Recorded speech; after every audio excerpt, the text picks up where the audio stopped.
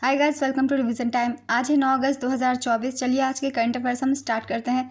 अगर आप सभी को ये वीडियो हेल्पफुल लगे तो वीडियो को लाइक कर दीजिएगा, चैनल भी सब्सक्राइब कर लीजिए। इस तरह के कम टाइम की डेली करंट अफेयर्स की वीडियो आपको हर दिन मिलते रहेंगे। तो चलिए शुरू करते हैं आज के करंट अफेयर्स के क्वेश्चन, मगर उससे पहले जान लेते हैं 8 अगस्त को पूछे गए क्वेश्चन का सही आंसर क्या है। मुख्यमंत्री मैया योजना किस राज्य सरकार द्वारा शुरू की गई है? ऑप्शन ए ओडिशा सरकार, ऑप्शन बी झारखंड सरकार, ऑप्शन सी बिहार सरकार, ऑप्शन डी असम सरकार। इसका सही आंसर है ऑप्शन बी झारखंड सरकार। चलिए अब आज के करंट अफेयर्स हम स्टार्ट करते हैं। क्वेश्चन नंबर 1, हाल ही में 5वें गोल्डन स्लैम विनर कौन बने हैं? इसका आंसर है नोवाक जोकोविच। सर्बिया के दिग्गज नोवाक जोकोविच ने टेनिस का गोल्डन स्लैम पूरा कर लिया है। टेनिस में चारों ग्रैंड स्लैम और ओलंपिक गोल्ड जीतने वाले को गोल्डन स्लैम विनर माना जाता है। जोकोविच ऐसा करने वाले 5वें खिलाड़ी बने। उनसे पहले स्पेन के राफेल नडाल, अमेरिका की सेरेना विलियम्स, अमेरिका के ही आंद्रे अगासी और जर्मनी की Steffi graphy golden slam winner रह चुके हैं। यह जोकोविच के कैरियर का पहला Olympic gold medal Paris Olympic 2024 में है। नोवाक जोकोविच 24 ग्रैंड स्लैम एकल खिताब जीतने वाले एकमात्र पुरुष टेनिस खिलाड़ी हैं। ऑस्ट्रेलियाई महिला टेनिस खिलाड़ी मार्गरेट कोर्ट के नाम पर भी 24 ग्रैंड स्लैम एकल खिताब जीतने का रिकॉर्ड है।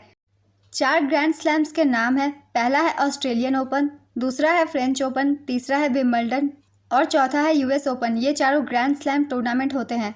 नेक्स्ट क्वेश्चन, हाल ही में केंद्रीय समुद्री मत्स्य अनुसंधान संस्थान का निदेशक किसे नियुक्त किया गया? इसका आंसर है ग्रिन्सन जॉर्ज। ग्रिन्सन जॉर्ज को केंद्रीय समुद्री मत्स्य अनुसंधान संस्थान में निदेशक नियुक्त किया गया।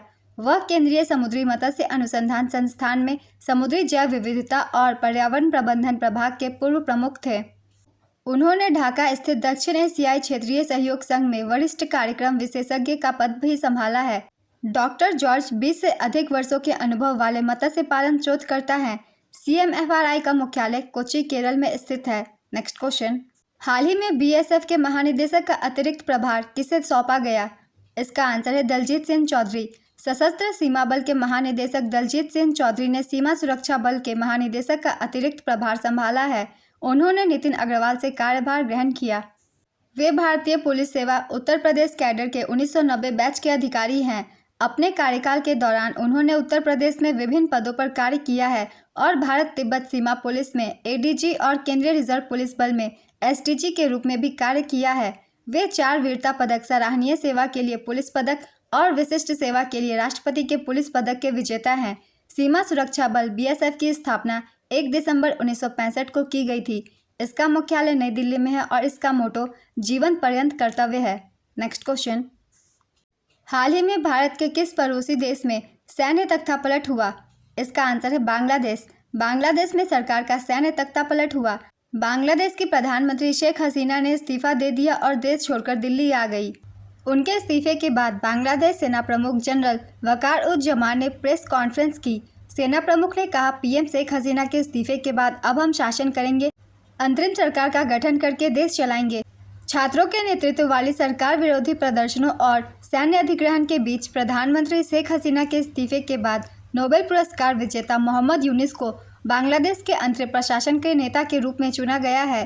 शेख हसीना 2009 से लगातार प्रधानमंत्री के पद पर थी। जनवरी 2024 में ये लगातार चौथी बार और कुल 5वीं बार PM बनी थी। बांग्लादेश में हिंसा क्यों भड़की, इसका कारण जान लेते हैं।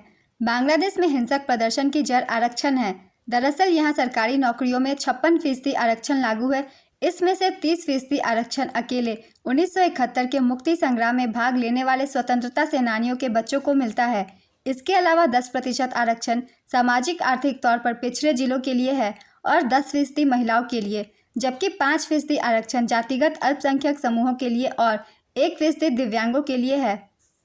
प्रदर्शनकारी छात्रों का सबसे बड़ा विरोध मुक्ति संग्राम के परिवार वालों को मिलने वाला 30% आरक्षण है। उनका तर्क है कि इससे मेरिट वाले नौजवानों को नौकरी नहीं मिल रही है, बल्कि अयोग्य लोगों को सरकारी नौकरी में भरा जा रहा है। छात्रों के उग्र प्रदर्शन के बाद सरकार ने अधिकांश कोटा वापस ले लिया है, लेकिन अब लड़ाई आरक्षण से हटकर प्रधानमंत्री शेख हसीना के इस्तीफे की मांग पर आ गई। नेक्स्ट क्वेश्चन, हाल ही में दक्षिण कोरिया में अमेरिका के नेतृत्व वाली संयुक्त राष्ट्र कमान का 18वां सदस्य देश कौन सा बना? इसका आंसर है जर्मनी। जर्मनी दक्षिण कोरिया में अमेरिकी नेतृत्व वाली संयुक्त राष्ट्र कमान में शामिल हुआ।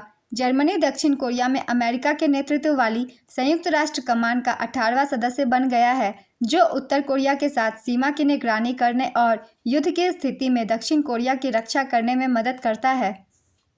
यह कदम वैश्विक तनावों के बीच क्षेत्रीय सुरक्षा को मजबूत करने के लिए बढ़ते गठबंधनों को रेखांकित करता है। नेक्स्ट क्वेश्चन, राष्ट्रपति द्रौपदी मुर्मू 5 से 10 अगस्त 2024 तक किस देश के दौरे पर है? इसका आंसर है फिजी, न्यूजीलैंड और तिमोर लेस्ते। राष्ट्रपति द्रौपदी मुर्मू 5 से 10 अगस्त 2024 तक की अपने फिजी, न्यूजीलैंड और तिमोर लेस्ते की राजकीय यात्रा पर रवाना हुई है। पहली बार कोई भारतीय राष्ट्रपति फिजी और तिमोर लेस्ते का दौरा करेंगे। यह यात्रा प्रधानमंत्री नरेंद्र मोदी द्वारा घोषित भारत सरकार की एक्ट ईस्ट नीति का हिस्सा है, जिसके तहत हिंद प्रशांत क्षेत्र के देशों के साथ आर्थिक, सांस्कृतिक और रणनीतिक संबंधों को बढ़ावा देना है। नेक्स्ट क्वेश्चन, हाल ही में मशहूर नृत्यांगना यामिनी कृष्णामूर्ति का निधन हो गया। वह किस नृत्य से संबंधित थी? इसका आंसर है भरतनाट्यम और कुचिपुड़ी। लोकप्रिय भरतनाट्यम और कुचिपुड़ी नृत्यांगना यामिनी कृष्णामूर्ति का निधन हो गया। 3 अगस्त 2024 को इन्होंने अंतिम सांसें ली। ये 84 वर्ष की थी। भरतनाट्यम के अलावा इन्हें कुचिपुड़ी डांस फॉर्म में भी महारत हासिल थी। उन्हें 1968 में पद्मश्री, 2001 में पद्म भूषण और 2016 में पद्म विभूषण से सम्मानित किया गया था। ये क्वेश्चन उन लोगों के लिए बहुत ही ज़्यादा इंपॉर्टेंट है जो लोग एसएससी की तैयारी कर रहे हैं, क्योंकि एसएससी के एग्जाम में यामिनी कृष्णामूर्ति से बहुत सारे क्वेश्चन बनते हैं। तो आने वाले एग्जाम के लिए आप यामिनी कृष्णामूर्ति से रिलेटेड सारे पॉइंट्स को अच्छे से पढ़ लें।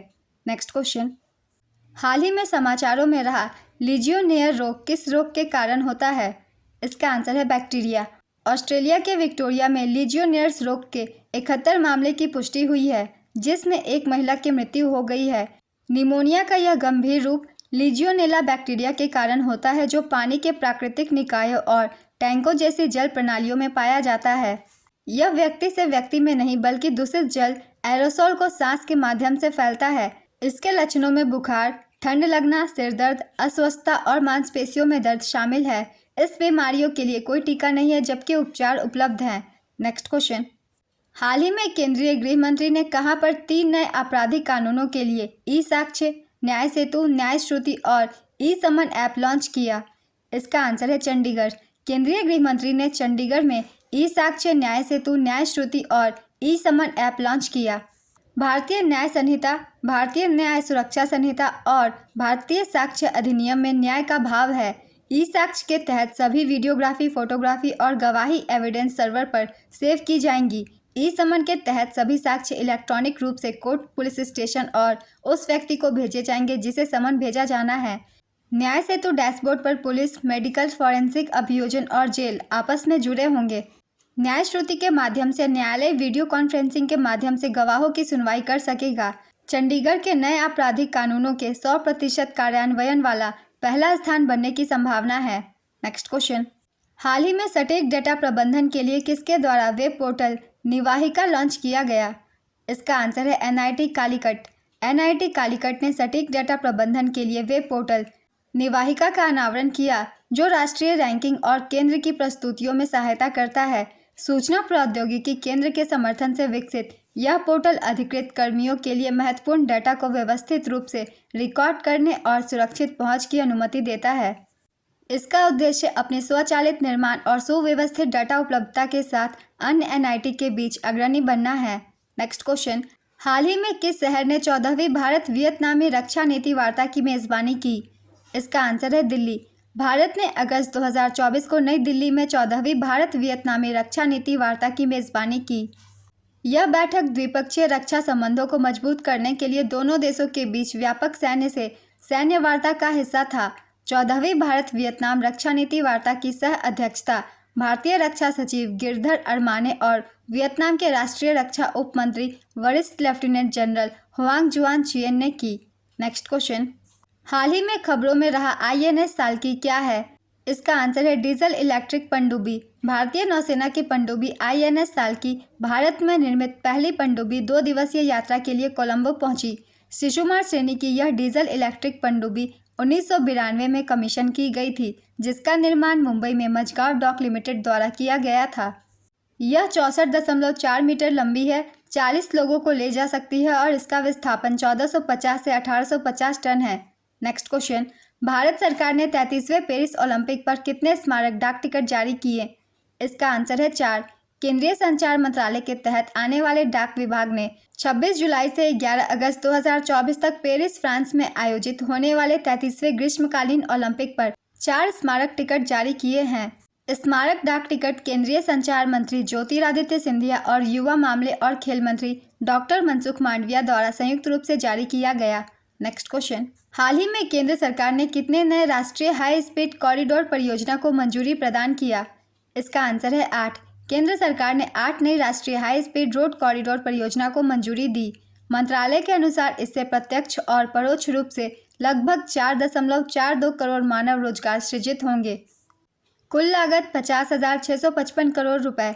इसके तहत देश भर में कुल 936 किलोमीटर लंबी सड़कों का निर्माण किया जाएगा। एक परियोजना 8 लेन, 3 लेन और 4 लेन सड़क परियोजनाएं हैं। आज के करंट अफेयर्स के क्वेश्चन कंप्लीट होते हैं। चलिए अब आज का क्वेश्चन देखते हैं क्या है। केंद्रीय गृह मंत्री ने कहां पर 3 नए आपराधिक कानूनों के लिए ई साक्ष्य, न्याय सेतु, न्याय श्रुति और ई समन ऐप लॉन्च किया? Option A Punjab, option B Chandigarh, option C Gujarat, option D Delhi. अपना आंसर गेस कीजिए या फिर कमेंट बॉक्स में दीजिए। अगर आप सभी को ये करंट अफेयर्स की वीडियो हेल्पफुल लग रही है तो वीडियो को लाइक जरूर कर दीजिएगा। इस तरह की कम टाइम की डेली करंट अफेयर्स की वीडियो के लिए चैनल भी जरूर सब्सक्राइब कर लीजिए। ऐसे कम समय की करंट अफेयर्स की वीडियो आपको हर दिन मिलते रहेंगे। फिर मिलते हैं अगली वीडियो के साथ। आप सभी को थैंक यू।